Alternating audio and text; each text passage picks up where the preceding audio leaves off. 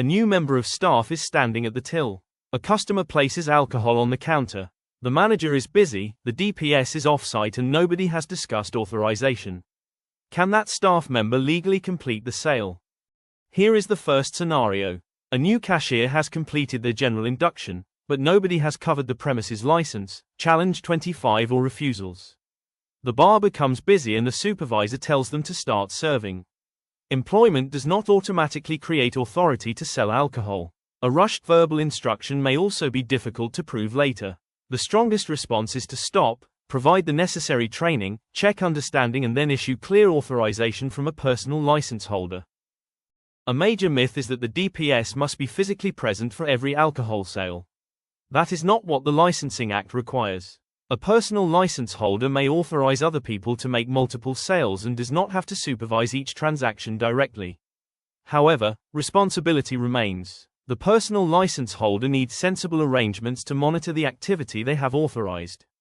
The DPS and premises license holder remain responsible for compliance with the law and the conditions on the premises license. The legal rule can be explained in one sentence. Every supply of alcohol under a premises license must be made or authorized by somebody who holds a personal license. Normally, a valid DPS must also be specified on the license. The sale must take place within the permitted hours, areas and conditions. Authorization does not give staff permission to ignore the premises license. It gives them permission to sell only within the boundaries the license and the business have set. Written authorization is not expressly required by the Licensing Act, but the statutory guidance strongly recommends it. The document can be simple. Identify the staff member and the personal license holder granting authority. State that sales must follow the premises license, permitted hours, age verification policy and management instructions. Record when the authority begins and how it can be suspended or withdrawn. Both people should sign it, and the current version should be easy to produce during an inspection. Second scenario. The customer appears to be about 22, but they have no acceptable identification. They are irregular, their friend confirms their age and they show a photograph of a driving license on their phone. If the premises operates challenge 25, the sale should be refused. Familiarity, another person's reassurance or a photograph of an identity document does not satisfy the policy. Ask before serving, check the photograph, date of birth and security feature, and record the refusal if the evidence is missing or doubtful. Authorized staff must be ready to refuse two particularly difficult sales. First, it is an offense to knowingly sell or attempt to sell alcohol to a person who is drunk. Staff should assess behavior carefully, seek support and refuse calmly. Second, an adult may be purchasing for somebody under 18. Warning signs include money or instructions being exchanged, young people waiting nearby or a second customer returning immediately after an earlier refusal.